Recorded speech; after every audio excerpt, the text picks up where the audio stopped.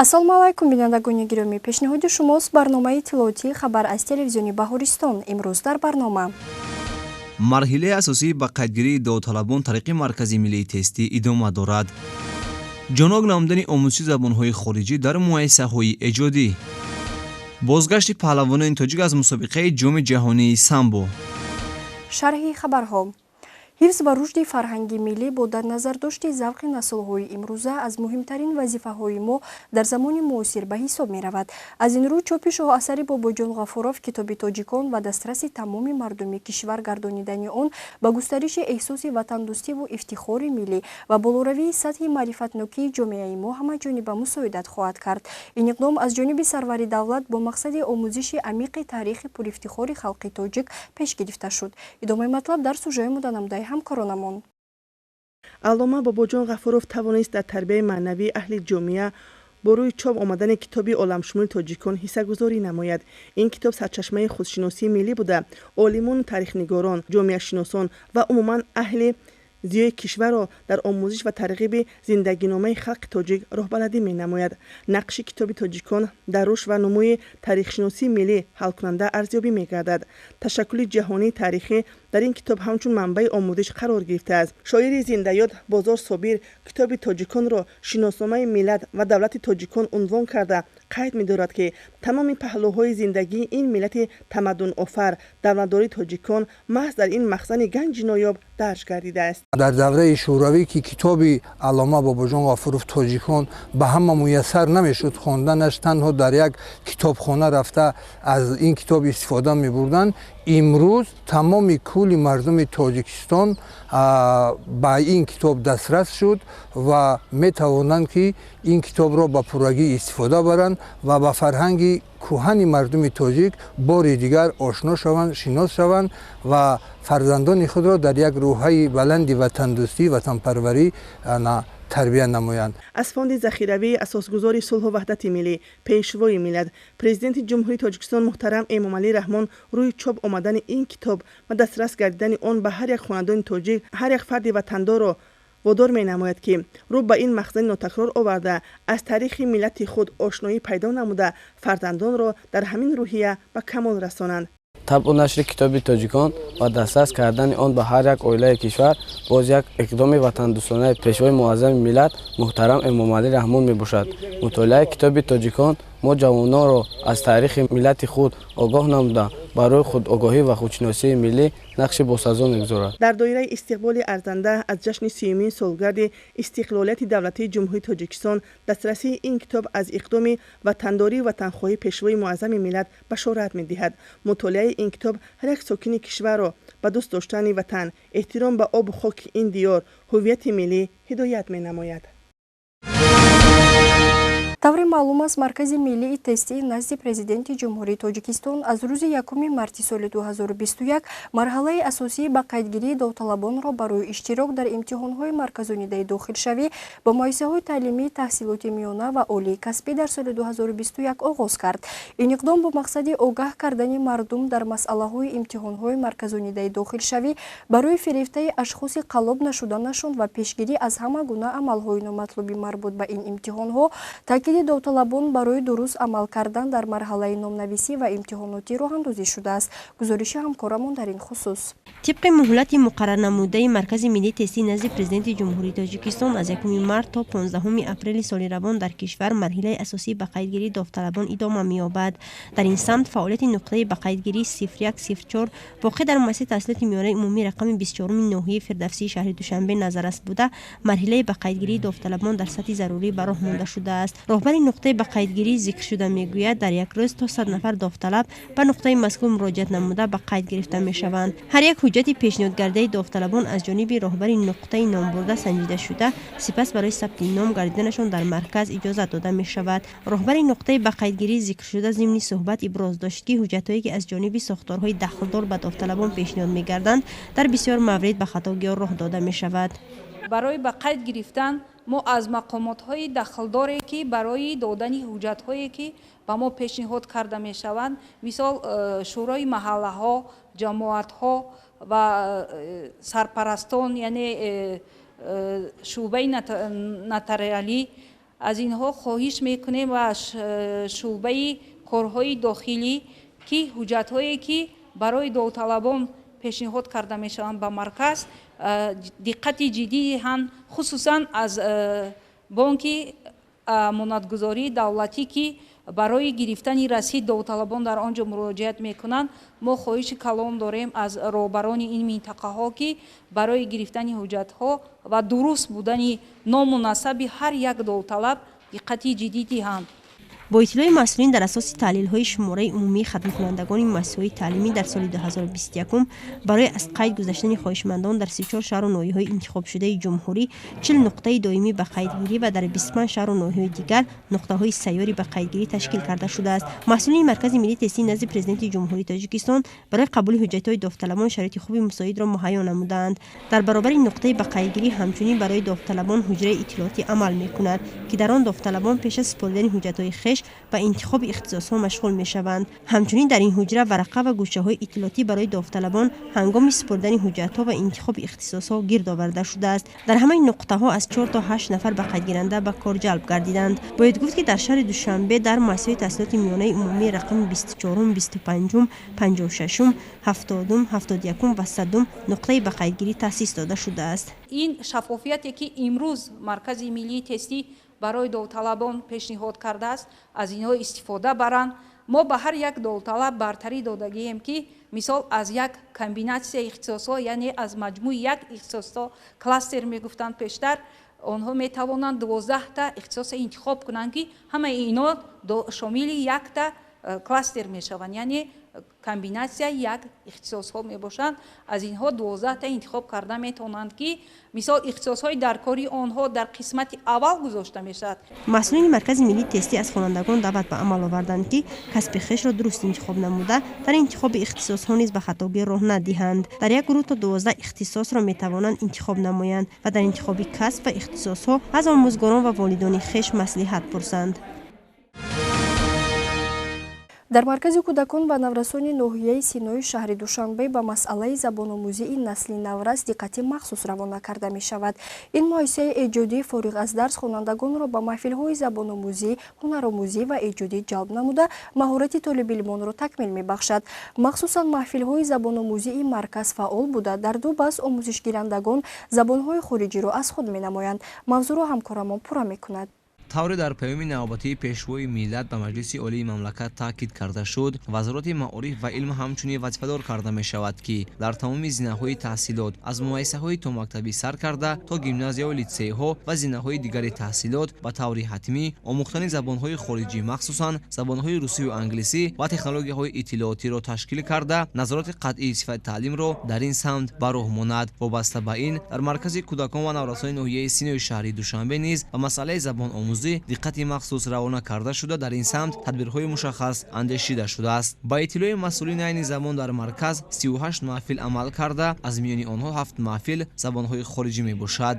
мақсад аз баргузории ин маҳфилҳо дар он аст ки мо омӯзгорон мехоҳем ки ҳарчи бештар ҷалби кӯдаконро ба забономӯзӣ намоем, яъне ки онҳо фориғ аз дарс дар вақтҳои холигии худ дар ин маҳфилҳо иштирок намуда дарс гиранд. طبق اطلاع تحصیل در این مؤسسه در دو بس به راه مانده شده. عین حال 1690 نفر با آموزش فرا گرفته شدند. محفل زبان انگلیسی طبق نقشه در یک هفته دو مرتبه به راه مانده شده. در آن 10 گروه موجود است که شماره خوانندگان 100 نفر را تشکیل می‌دهد. روند درس‌ها در یک روز 2 ساعت مقرر کرده شده. در این دوره تعلیم گیرندگان به طور نظریوی و عملی درس می‌آموزند. من در محفل زبان انگلیسی اعضا هستم و من بعد درس با اینجا اومده زبان انگلیسی رو می‌آموزم. مقصد من از انگلیسی خواندن این آموختن دیگر دانش‌ها میباشد. همچنین محفل زبان روسی نیز در مرکز نام برده فعالیت خوب داشته. علاقه خوانندگان بیشتر نازکی‌های این زبان را از خود کردند. در این مکان برای آموزش خوانندگان شرایط مساعد مهیا کرده شده. مسئولین تلاش دارند برای زبان‌آموزی نسل نورست شرایط سازگار را تامین نمایند. арҷгузорӣ ба муқаддасоти миллӣ ва баланд бардоштани эҳсоси худшиносию худогоҳии миллӣ дар замири насли наврас аз вазифаҳои ҷонии кормандони вазорати маориф ба шумор меравад ва ин тадбир бояд дар муассисаҳои таълимиву томактабӣ тақвият дода шавад. Ҳамкорони минтақавиямон дар ин раванд аз муассисаҳои томактабии шаҳри Бустон сужо омода карданд. дар фарҳанги мардуми мо ҷашни фархундаи наврӯз ниҳоят азизу арҷманд буда бо иштироки хурду бузург бо шукӯҳдоир мегардад. дар муассисаҳои таҳсилоти томактабии шаҳри Бӯстон бо мақсади шинос шудан бо таъриху тамаддун, тарғибу ташвиқи ғояҳои ватандӯстона, худшиносии миллӣ машғулиятҳои гуногун гузаронда мешавад. дар Кӯтакистони рақами 4-уми шаҳр мураббии ҷавон Азиза Масаидова оид ба Наврӯзи аҷам машғулияти шавқовареро бо истифодаи аёнету лавозимотҳои хониш ташкил намуд. кӯдакон бо тахайюлоти бою рангини хеш рӯи коғаз дастагули идонии наврӯзиро омода мекарданд. тавассути он мураббия тарбиятгирандагонро бо анъанаҳои неки ниёгон, зебоипарастиву сабзкорӣ ошно намуда аз фазилатҳои неки Наврӯз ҳарф мезад. зеро Наврӯз барои мардуми мо на танҳо хушнудиву шодмонӣ меорад. кӯдакон аз наҳкати баҳори нозанин ба ваҷд меоянд ва васфи зебогии диёри азизамонро мекунанд. боиси шодмонӣ ва ифтихормандӣ аст ки ҷашни Наврӯз дар кишвари азизи мо дар фазои хуррамиву шодмонӣ таҷлил мегардад. аз ин кормандони соҳаи маориф рӯҳбаланд гашта дар тинату тафаккури насли наврас ҳисси эҳтиром гузоштан ба арзишҳои миллиро талқин менамоянд. мураббии бо таҷрибаи Кӯтакистони рақами 15-уми шаҳри Бӯстон Нигора Солиева дар машғулияти инкишофи нутқ мавзӯи баҳоро бо истифодаи усулҳои пешрафтии таълим мавриди матраҳ қарор дод. мавсуф ғолиби озмуни шаҳрии мураббии сол буда саъю кӯшиш дорад насли навраси соҳибмаърифату бозаковатро таълиму тарбия диҳад. чун Кӯтакистон зинии нахустини таҳсилот аст, аз овони хурдсолӣ огоҳ шудани кӯдакон бо анъанаҳои дерин оянда дар тарбияи ахлоқии онҳо аҳамияти калон дорад. бинобар ин дар муассисаҳои таълимӣ ҷиҳати баландбардоштани маърифатнокии наврасон чунин машғулиятҳо гузаронда мешаванд. кӯдакон бошанд баробари шодиву нишод кардан оид ба паҳлӯҳои таърихии ҷашни Наврӯз ва моҳияти он дониши кофӣ гирифта маънавиёти хешро такмил медиҳанд. чуноне маълум аст дар асоси қарори ҳукумати ҷумҳурии Тоҷикистон аз 22 марти соли 2021 дар бораи гузаронидани иммунизатсия бар зидди бемории COVID-19 дар ҷумҳурии Тоҷикистон маъракаи ваксинагузаронӣ оғоз гардид. тибқи нақша нахуст гурӯҳҳои осебпазири аҳолӣ дар асоси принсипҳои ихтиёрӣ аз ҷумла кормандони соҳаи тандурустӣ, соҳаҳои стратегии хоҷагии халқ, шаҳрвандони синни аз 60 боло, нафарони дорои бемориҳои музмини ғайрисироятӣ ва кормандони соҳаи маориф ва илм ба ваксинация бар зидди бемории COVID-19 фаро гирифта мешавад. ҳамкорамон мавзӯъро пайгирӣ намуд. иммунизатсия бар зидди бемории суръатии COVID-19 дар ҷумҳурии Тоҷикистон байни гурӯҳҳои осебпазири аҳолӣ марҳила ба марҳила гузаронда мешавад. мақсади баргузории ин чорабинии муҳим устувор нигоҳ доштани масъулияти аҳолӣ бар зидди бемории суръатии COVID-19 ва баландбардоштани сатҳи маълумотнокии аҳолӣ оид ба аҳамияти иммунизатсия дар пешгирии бемориҳои суръатӣ ба воситаи ваксинаҳо пешгиришаванда мебошад. имрӯзҳо дар ҳамаи марказҳои саломатии шаҳру вилоятҳо ва навоҳии мамлакат давраи гузарондани ваксинаи COVID-19 барои кормандони соҳаи тиб бо маром ҷараён дорад. гурӯҳи эҷодии барнома барои пайгирии масъалаи мазкур аз маркази саломатии шаҳрии рақами 13-уми пойтахт дидан кард. таври масъулини маркази мазкур иброз доштанд, то ин замон 234 нафар кормандон ба ин ваксина фаро гирифта шуданд ки ин 80%-ро ташкил медиҳад. ҳайати умумии кормандон бошад 276 нафарро ташкил медиҳад. дар давоми ваксинро гузарондан аз тарафи кормандон ягон оризаҳо ба назар нарасида, ҳама нағз буд, ягон нафар ҳарорати баланд шуд, ягон вазъи саломатӣ ягон кас ҳама хуб будан, нағз буд. марҳилаи дуюм сар мешавад, шаҳрвандони аз аҳолӣ сар мекунем, аз аҳолии минтақаҳои ҳудуди хизматрасонии марказ, шаҳрвандони синни солишон аз 60 боло ба ин ваксин фаро гирифта мешавад. марҳилаи сеюми ин ваксин шаҳрвандони синни солашон аз 18 то 45 сола фаро гирифта мешавад ки мо шаҳрвандои ҳудуди хизматрасонии марказро бояд даъват кунем. бояд қайд намуд ки ваксини COVID-19 ройгон ба кормандони соҳаи тиб ва шаҳрвандони аз 60 сола боло, сипас аз 18 то 45 сола гузаронда мешавад. ваксинаи мазкур иммунитети шахсро баланд намуда намегузорад ки инсонҳо ба ҳар гуна бемориҳои суръатӣ мубтало гарданд. тавре маълум аст дар маҷмӯаи варзишии олимпии лужникии Москваи Русия ҷоми ҷаҳонии самбо барои ёдбуди Анатолий Харлампиев 2021 баргузор шуд. Дар сабқати мазкур самбочиёни тоҷик ширкат варзида сазовори 6 медал, 1 тилло ва 5 ҷоизаи биринҷӣ гардиданд. ҳамкорамон бо иттилои бештар. дар саҳни фурудгоҳи байналмилалии шаҳри душанбе варзишгари тоҷикро самимона истиқбол гирифтанд. дар сабқати ҷоми ҷаҳонӣ медали тиллоро паҳлавони маъруфи тоҷик хушқадам Хусравов дар намуди самбои варзишӣ дар вазни то 64 кило миёни мардон соҳиб шуд. ӯ дар финал Ҳомиҷон Муъминовро аз Ӯзбекистон шикаст дод. ин дуввумин медали тиллои Хусравов дар мусобиқаи мазкур мебошад. аз ин пеш вай соли 2015 барандаи ҷоми ҷаҳонии самбо ба хотираи Анатолий Харлампиев шуда буд. хурсандам ки дар ин ҷоми ҷаҳон тавонистам парчами давлати азизамро баланд бардошта суруди миллӣ садо дод. ин боиси ифтихор ва ҳар як шаҳрванди тоҷик аст. ва ман аввалан миннатдоригии худамро ба пешвои муаззами миллат муҳтарам ҷаноби олӣ мерасонем ки мо варзишгаронро дастгирӣ мекунанд ва ҳаматарафа аз ҳоли мо варзишгарон бохабар аст. ва мо кӯшиш менамоем ки боз дар мусобиқаҳое ки дар оянд мешаванд хубтар тайёрӣ дида боз парчами давлати азизамонро баланд бардорем. ду медали биринҷиро Акмалиддин Каримов дар вазни то 58 кило ва Садр Боев дар вазни то 88 кило соҳиб шуданд. дар самбои размӣ Меҳрубони Абдулҳақ дар вазни 64 килограмм ба сегонаи беҳтаринҳо шомил шуд. Ҷамшед Сафаров дар намуди самбои размӣ дар вазни то 71 кило барои ҷои сеюм бо медали биринҷӣ мукофотонида шуд. албатта ин ифтихори мо аст ва мо хурсанд ҳастем ки имрӯз варзишам ба пеш рафта истодааст. тамоми соҳаҳои имрӯзаи давлати мо ба пеш рафта истоданд. чӣ хеле ки роҳбари давлат қайд мекунад ки Тоҷикистон ба пеш, орзу дорем ки доим ба пеш бошанду боло бошанд ва дар зинаи аввал парчам ва суруди миллии ҷумҳурии Тоҷикистон садо диҳад ва парчам танинандоз бошад.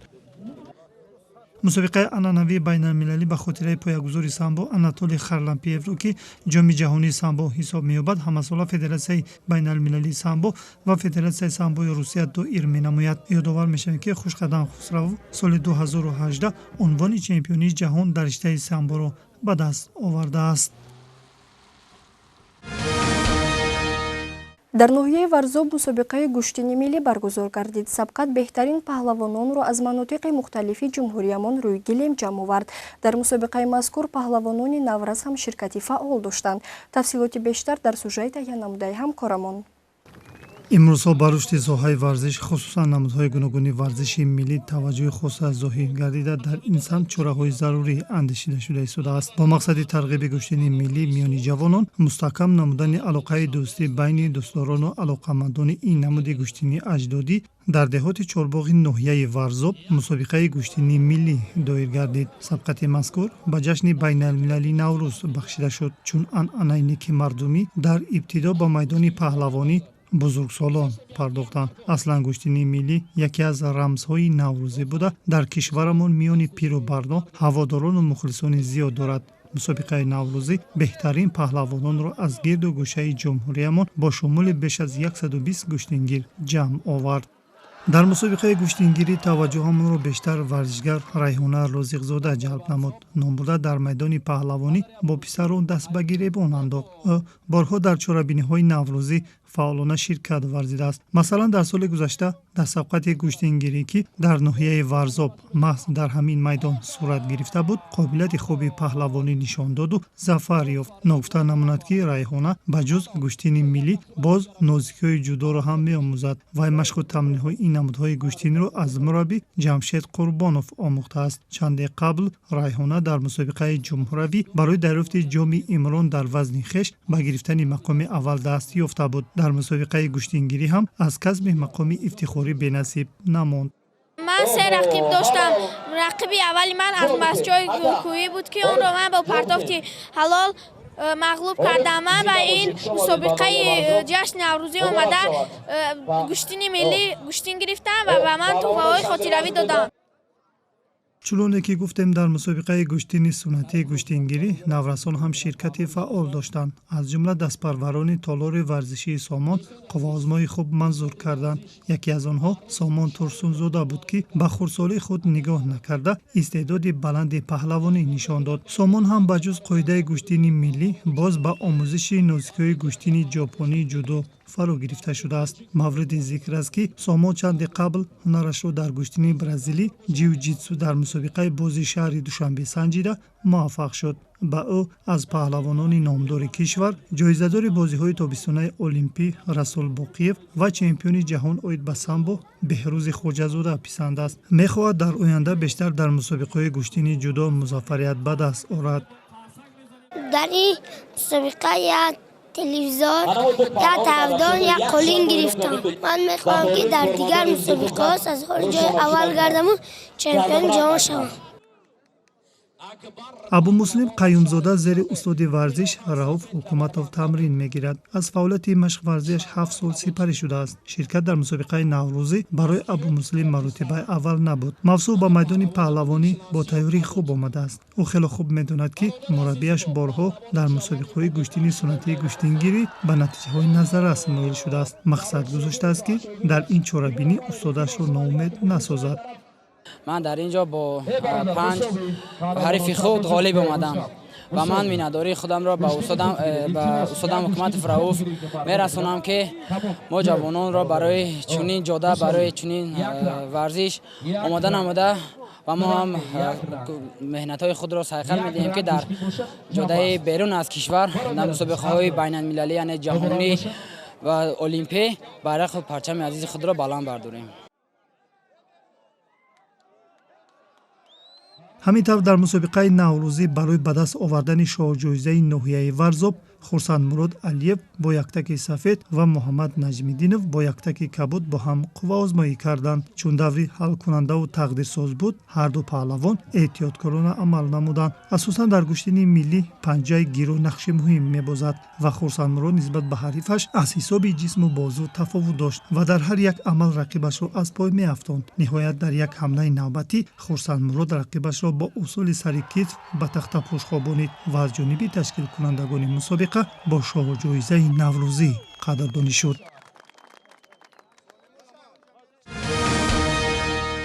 бинандагони азиз, ин буд хабарҳои рӯз ки манзуратон гардонидем. шумо метавонед дигар барномаҳои ҷолибу диданиро аз сомонаи телевизиони Баҳористон www.tvb.tj дастрас намоед.